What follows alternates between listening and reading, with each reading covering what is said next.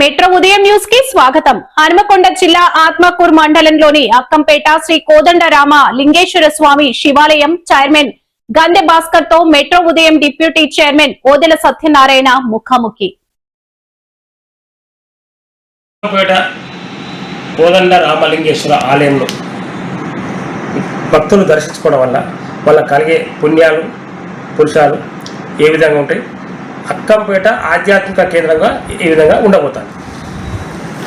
అక్కంపేట గ్రామంలో నిర్మించేటువంటి కోదండరామాలయంలో నిర్మించే రామలింగేశ్వర స్వామి శివాలయం, ఇటు రాముడు ఇటు శివుడు ఉన్నటువంటి ఈ శివకేశవుల ఆలయం మహా అద్భుతమైన రాబోయే 5 నుండి 10 సంవత్సరాల లోపే మహాప్రస్థానంగా కాబోతుంది. ఎందుకంటే అందరూ కూడా మేడారం వెళ్ళాలంటే వేములవాడకి వెళ్ళి కోడను కట్టుకొని అక్కడ మొక్కులప్పచెప్పి అటు వేములవాడకి వెళ్ళి మేడారం వెళ్తారు.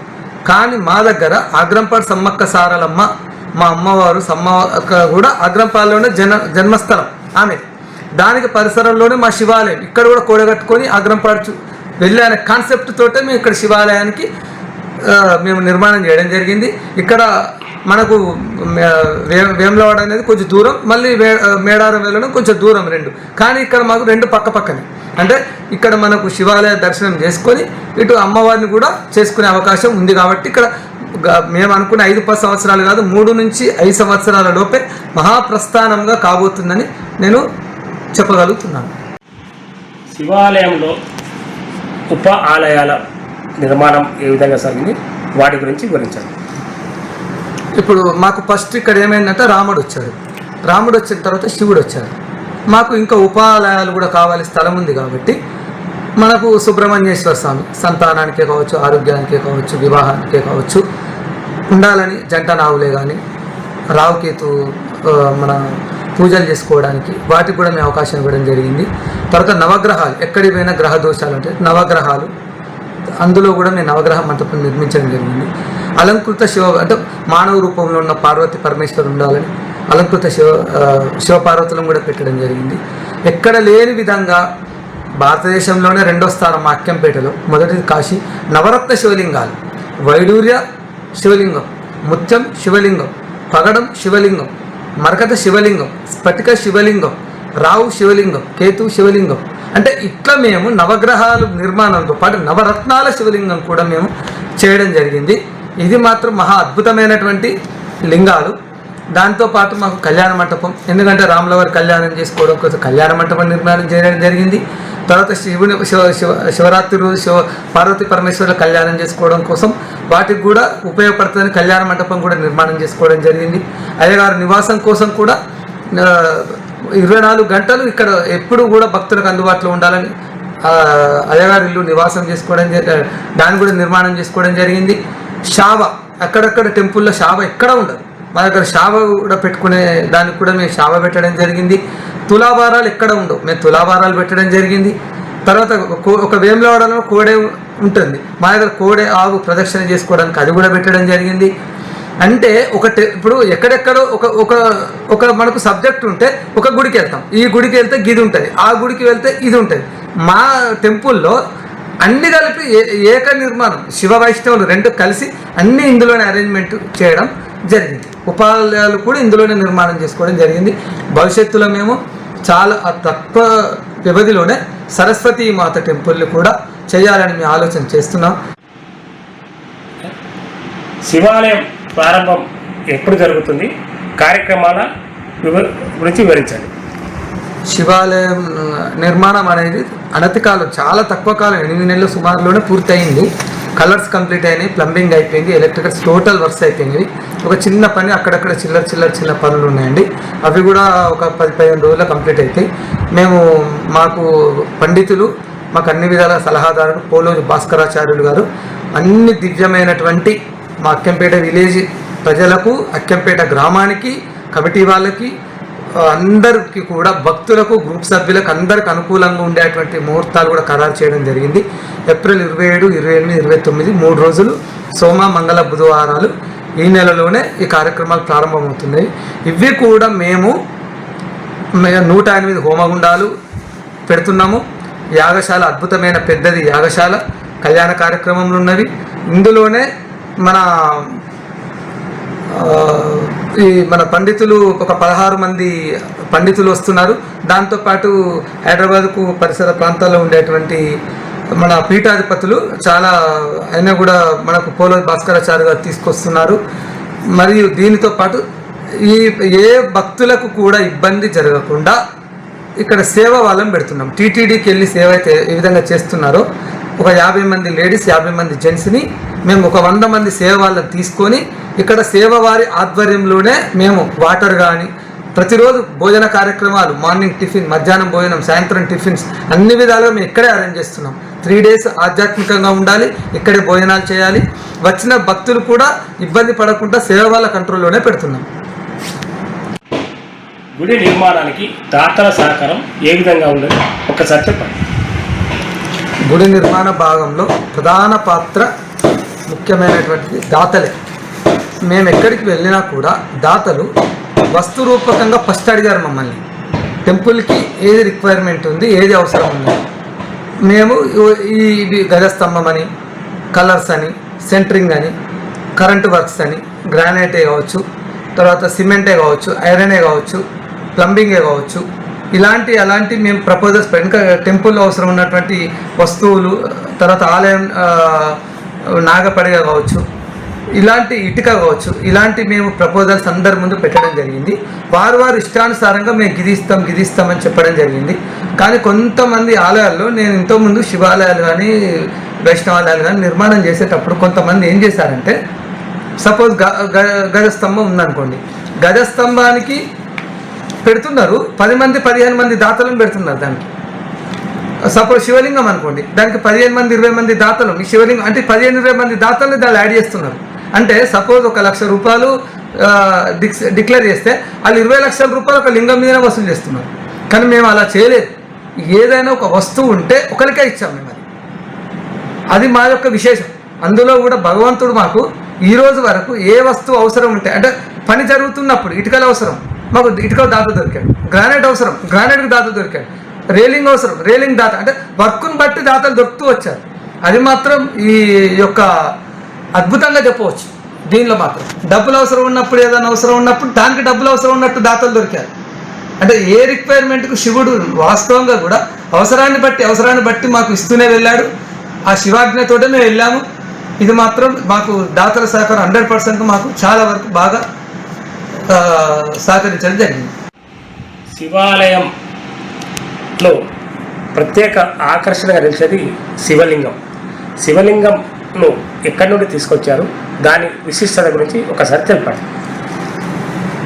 అన్ని శివాలయాల్లో కూడా మామూలుగా మనం ఇక్కడ లోకల్లో ఉండేటువంటి విగ్రహాలు మాత్రమే తీసుకొచ్చి, లింగాలు మాత్రమే తీసుకొచ్చి పెడుతున్నారు. కానీ మాకు మంచి ఆప్తుడు కొమరవెల్లి ఉమాపతి గారు మంచి సలహా ఇవ్వడం జరిగింది. స్ఫటికలింగం ఉంటుంది అని చెప్పాడు.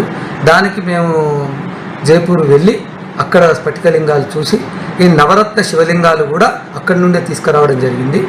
ఎక్కడ ఉండే విధంగా కాకుండా అక్కంపేటలో స్పెషలైజేషన్గా ఉండాలని స్ఫటికలింగం గర్భాలయంలో పెట్టడం జరిగింది. నవరత్న లింగాలు కూడా మళ్ళీ గర్భాలయం వెనుక సైడ్లో కూడా నవరత్న లింగాలు కూడా పెట్టడం జరిగింది. ఇందులో నవగ్రహాలకు బుధుడు ఒకటి అధిపతి అయితే అక్కడ మరకత లింగం అధిపతిగా వస్తుంది. అంటే ఒక్కొక్క దానికి ఒక్కొక్కటి. శనీశ్వరుడు ఉన్నాడు అనుకోండి, అక్కడ మనకు శనిదేవునికి సంబంధించిన ఇక్కడ చేసుకోవచ్చు, మళ్ళీ శివునికి అక్కడ చేసుకోవచ్చు. అంటే 2 విధాలుగా ఇట్లా సంకల్పం పెట్టుకొని లింగాలను కూడా జైపూర్ నుంచి తీసుకురావడం జరిగింది. ఇవి భారతదేశంలోనే నెంబర్ 2 స్థానం అక్కంపేటలో ఈ యొక్క అద్భుతమైన లింగాలను పెట్టడం జరిగింది. అక్కంపేట కోదండ రామలింగేశ్వర స్వామి ఆలయం నిర్మాణం పూర్తి కావచ్చునని మీరు మాకు చెప్పడం జరిగింది. మరి మీతో పాటు ఈ ఆలయ నిర్మాణానికి మీకు సహకరించిన మరి గ్రామ పెద్దలు, మరి ధర్మకర్తలు, మరి ఇంకా ఇతర అంటే గ్రామ ప్రజలు కావచ్చు, మరి ఏ విధంగా సహకరించారు ఒకసారి మాకు వివరించండి. మాకు ఇక్కడ అక్కంపేట గ్రామ ప్రజలందరూ సహకరించడం జరిగింది. అక్కంపేట గ్రామ పెద్దలందరూ సహకరించడం జరిగింది.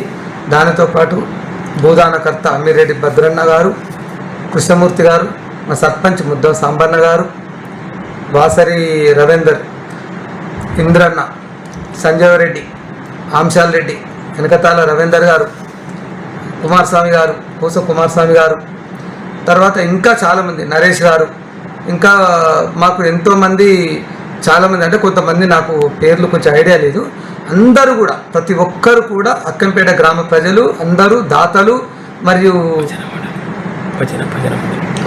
భజన మండలి వాళ్ళు కూడా అందరు పూర్తి సహకరించడం జరిగింది. కొంతమంది ఇక్కడ సంఘాలు కూడా ఉన్నాయండి, సంఘాలు కూడా అందరు సహకరించడం జరిగింది. టోటల్గా అక్కంపేటలో ఉన్నటువంటి ప్రతి ఒక్క గ్రామస్తులు గ్రామ పెద్దలు అందరు పూర్తి సహకారాలు మా యొక్క ఆలయ నిర్మాణానికి తోడ్పడ్డాయి. 100% మాకు ఇక్కడ నిర్మాణంలో వారందరి సహకారం ఉంది. నూతన శివాలయం నిర్మాణం అతి తక్కువ కాలంలో పూర్తి కావడం జరిగింది. మరి ఈ నిర్మాణం కావడం మీకు ఎలా అనిపించింది చెప్పండి. ఎక్కడ కూడా శివాలయాలు నిర్మాణం అనేది నా కళ్ళ ముందు ఎన్నో శివాలయాలు నిర్మాణం జరిగాయి. నాకు తెలిసే నా కళ్ళ ముందే 2 నుంచి 3 సంవత్సరాల కాల వ్యవధి పట్టేది. కానీ ఇక్కడ ఈ రామాలయంలో ఉన్నటువంటి ల్యాండ్ వైబ్రేషన్స్ వల్ల, అక్కంపేట గ్రామ ప్రజల యొక్క భక్తి భావాల వల్ల ఇక్కడ శివాలయం 8 నెలల్లోనే పూర్తయింది. కానీ ఎంత అంటే దీనికి ఫస్ట్ మేము అనుకున్నది ఒక 15 లక్షల రూపాయల ఫండ్ మాత్రమే ఉంది. కానీ మా ఎస్టిమేషన్ 1 కోటి రూపాయలు అవుతుంది అనుకున్నాం. అసలు ఈ 1 కోటి రూపాయల ఫండ్ ఏ విధంగా వస్తుందని మేము 15 లక్షల ఫండ్తో స్టార్ట్ చేసాం అంతే. దానిలో నా సహకారం ఉంటుందని మాటిచ్చాను. కానీ ఇందులో దాతల సహకారం వెరీ వెరీ వెరీ హ్యాట్సప్ అని చెప్పవచ్చు. వారికి కృతజ్ఞతలు, ధన్యవాదాలు. అందరికీ దాతలందరికీ పేరున ధన్యవాదాలు. శివుని ఆజ్ఞ లేని చీమ కూడా కుట్టదు అన్నట్టు మేము ఎక్కడికి వెళ్ళాలి కూడా ఆ శివయ్య డిసైడ్ చేసింది. అంటే ఏ దాత దగ్గరికి పోతే ఫండ్, ఇంతవరకు మేము పోయిన కాడల్లా 100% రూపాయి వస్తుంది అనుకుంటే 10 రూపాయలు వచ్చినాయి, 10 రూపాయలు ఇస్తాడు దాతట 100 రూపాయలు వచ్చినాయి. ఈ రోజు వరకు మేము ఎక్కడ కూడా వట్టిగా రాలేదు. అంటే శివుని ఆజ్ఞ ఇప్పించండి, ఇక్కడికి వెళ్ళండి వస్తుంది, ఇక్కడికి వస్తుంది అని. అది నిజంగా కూడా ఆ రాముడు శివుడు కలిసే శివాలయాన్ని నిర్మాణం జరిగింది. 8 నెలల్లో పూర్తి కావడానికి దాతలు. మీరు ఒక శివభక్తునిగా భారతదేశంలోని ఏ ప్రాంతాలకు తిరిగారు, మీ అనుభవాలు చెప్పండి. నాకు స్టార్టింగ్ నుండి శివాలయం అంటే చాలా సార్లు వెళ్ళి ఎప్పుడు కూడా అభిషేకాలంటే చాలా ఇష్టపూర్వకంగా చేసుకుంటాను. ప్రతిరోజు మా ఇంట్లో శివునికి అభిషేకం ఉంటుంది. వీక్లీ వన్స్, అంటే దాదాపు సోమవారం కావచ్చు, ఆరుద్ర నక్షత్రం కావచ్చు, మాస శివరాత్రి కావచ్చు, ఇంకా విశేషమైన పర్వదినాలు, నాకు బర్త్డే లాంటి మ్యారేడేస్, పిల్లల బర్త్డేలు ఏవి జరిగినా కూడా శివాలయానికి వెళ్తాను. శివాలయం అంటే నాకు చాలా ఇష్టం. నేను సుమారుగా 2006 సంవత్సరంలోనే కాశీలోనే ఒక 2 ఇయర్స్ నేను కాశీలో స్పెండ్ చేశాను. తర్వాత హనుమకొండలో ఉన్నప్పుడు 1000 స్తంభాల గుడి నిత్యం వెళ్ళేవాడిని. తర్వాత ఇక్కడ మన ఓసిటీ కాశీబుగ్గ వరంగల్లో ఉన్నప్పుడు గీతాభవన్కి వెళ్ళేవాడిని, మన కాశీ విశ్వేశ్వర ఆలయం వెళ్ళేవాడిని. నాకు ఇక్కడికి వచ్చిన తర్వాత మన ఊళ్ళో మనం ఉన్న దగ్గర శివాలయం అనేది కావాలి అనే కాన్సెప్ట్ తోటి నేను దాని మీద ఆలోచన చేసి, కానీ పెట్టేటువంటి శివాలయాన్ని కూడా అద్భుతమైన శివాలయంగా పెట్టాలి అని దాని గురించి బాగా సెర్చ్ చేయడం జరిగింది. నేను సుమారు 8 నెలలుగా ఈ యొక్క ప్రాసెస్లోనే ఉన్నాను. ఈ శివాలయం యొక్క విశిష్టతలన్నీ నేను మళ్ళీ మీకు ముందు దాని యొక్క డీటెయిల్స్ అన్ని మీకు చెప్పగలుగుతాను. మనం ఇప్పటి వరకు అక్కంపేట శ్రీ కోదండ రామలింగేశ్వర స్వామి ఆలయం నిర్మాణం పూర్తి, మరి ఆలయ విశిష్టత, మరి ఆలయ చరిత్ర, మరి దాతలు, అనేక విషయాల్లో మనం శివాలయం చైర్మన్ గందె భాస్కర్ మనకు పూర్తి స్థాయిలో వివరించడం జరిగింది. మరి రానున్న రోజుల్లో మరి శివకేశవ ఆలయంగా అక్కంపేటలో ఒక దివ్యక్షేత్రంగా వెలుగొందబోతుందని కూడా వారు చెప్పడం జరిగింది. మరి గ్రామ ప్రజలు ఒక మంచి ఆధ్యాత్మిక భావన కూడా పెంపొందుతుందని కూడా వారు చెప్పడం జరిగింది. మరి ఇట్లాంటి కార్యక్రమాన్ని వారు తీసుకొని పూర్తి చేసి గ్రామస్తులు, గ్రామ పెద్దలు, మరి గ్రామ సర్పంచి, ధర్మకర్తలు, మరి గ్రామ ప్రముఖులు, గ్రామ ప్రజలు, భజన మండలి కార్యకర్తలు, మరి అందరూ కూడా ఈ కార్యక్రమంలో వారు పాల్గొని మాకు పూర్తిగా సహకరించి ఇది విజయవంతం చేయడానికి అందరి కృషి ఉందని వారు మెట్రో ఉదయం మీడియాకు తెలపడం జరిగింది. మెట్రో ఉదయం మీడియా తరఫున కూడా మరి కమిటీ వారికి, మరి అక్కడ ఉన్నటువంటి ధర్మకర్తలకు, గ్రామ ప్రజలకు, మరి గ్రామ పెద్దలకు అందరికీ కూడా మేము కూడా మరి ఆ స్వామివారి కరుణ కటాక్ష కృప ఉండాలని మెట్రో ఉదయం మీడియా కూడా కోరుకుంటున్నది. కెమెరామెన్ శ్రావణ్తో మెట్రో ఉదయం deputy chief Satyanarayana. Thank you.